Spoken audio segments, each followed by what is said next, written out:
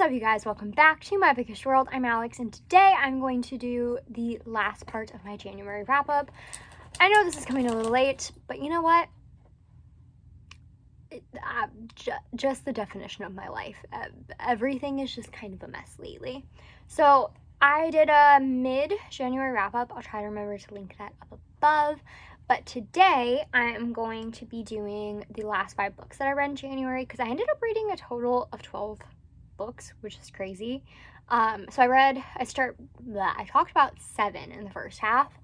And yeah, so let's get into it because I had some opinions. One of the books I technically finished in February, but I finished on the 2nd, and I just didn't feel like including it in my February wrap-up, so it's going in my January one. So yeah, we'll get into that. So the first book that I read was Let's Call It a Doomsday by Katie Henry.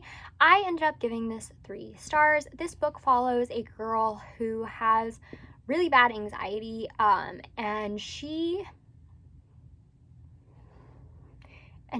believes that the end of the world is coming.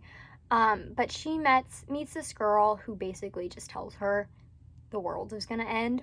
And you know, from there she tries to figure out how, and it's just a story I feel like it's a story about anxiety and doomsday preparation, which, by the way, not a great book to read when, you know, you feel like the world is about to end, because yeah. But I enjoyed it. Like I said, I gave it a 3 stars. I don't think there was anything wrong with it. It's just, I noticed when I tend to read books about people with really bad anxiety. This happened with Turtles All the Way Down by John Green, which I DNF'd.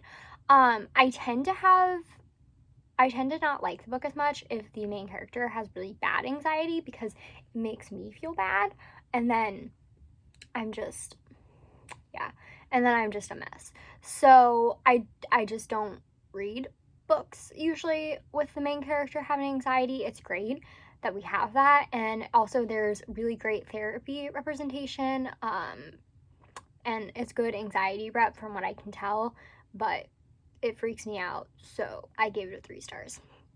The next book that I read was The Mighty Heart of Sunny St. James, and this is by Ashley Herring Blake, who I've read, actually, I think now I've read all of her books that are currently out. This is a middle grade. It follows a girl named Sunny St. James, who at the beginning of the novel gets a heart transplant. And so after this heart transplant, she decides to go on this new life plan, and where she wants to make a best friend and she wants to kiss a boy. But things are a little hard right now because obviously she got a heart transplant, and her mom, who abandoned her, came back into her life, and she's also kind of figuring out her sexuality. So it's a really interesting book. The girl is 12, and it's definitely something that I don't think I would have thought of, having a character who, you know, has a heart transplant. That's obviously very tough. So that adds kind of a new level or layer to, sorry, I just got a notification, to the story. But I enjoyed it. I mean, I gave this 4 stars. I don't think it's amazing. I don't usually give middle grade anything above a 4 stars, just kind of depending, because usually I have a hard time relating to it, or the writing just isn't complex enough for me. But I do think that this story is really well done, and I definitely recommend it, especially for younger people. Obviously, I think it's great about kind of discovering you and discovering your sexuality. So yeah. And then the next book I also read was actually also by Ashley Herring Blake, and that is Suffered Love. This book follows a girl whose dad, I believe, cheated on her mom, and then a boy. It's dual POVs. The boy, his mom cheated on his dad, and so they move to this same town. Both are new, kind of at this high school, and sorry, my dog almost knocked over my fan. You're fine. You're fine, baby girl. And basically they have this connection that, you know, trying to start out as friendship and obviously leads to more because it's a YA contemporary, which I forgot to mention. And so they have this thing, and the entire time you know, there's this mystery of their parents and what happened in that, because we don't,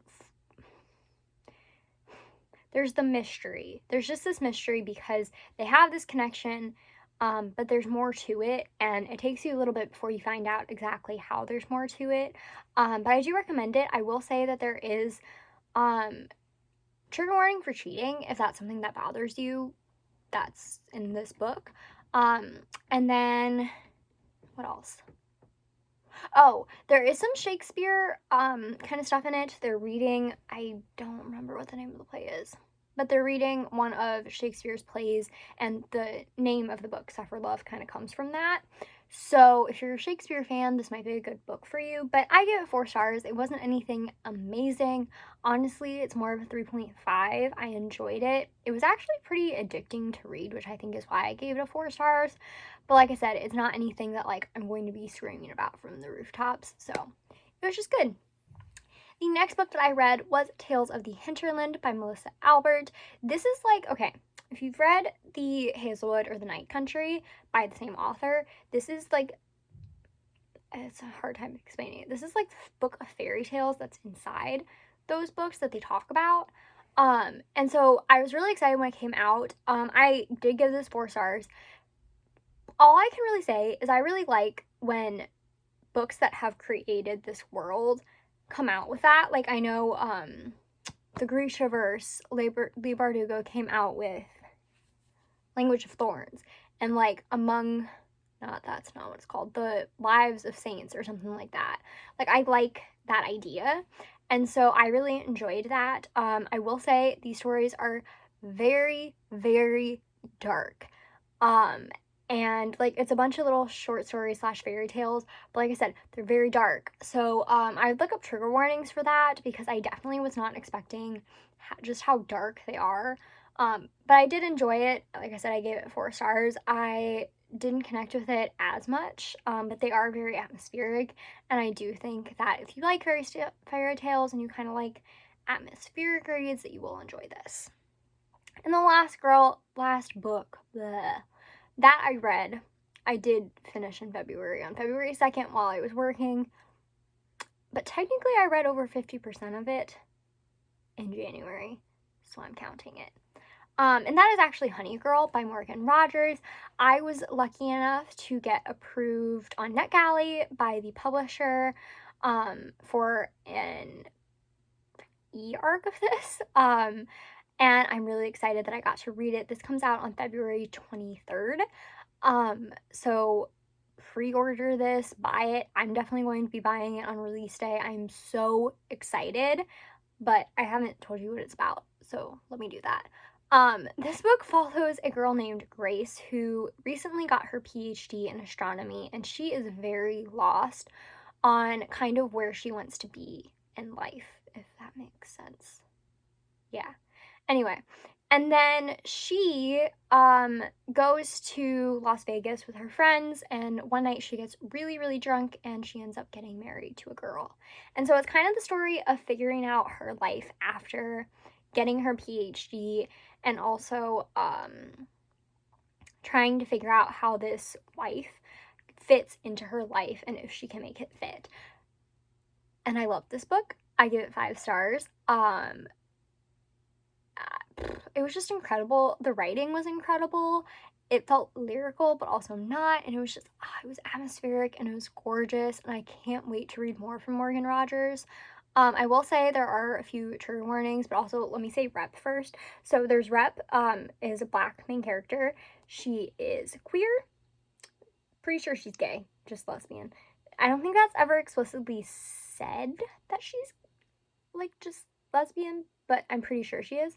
And then the love interest is Asian American, and she is gay. She does say that she's lesbian.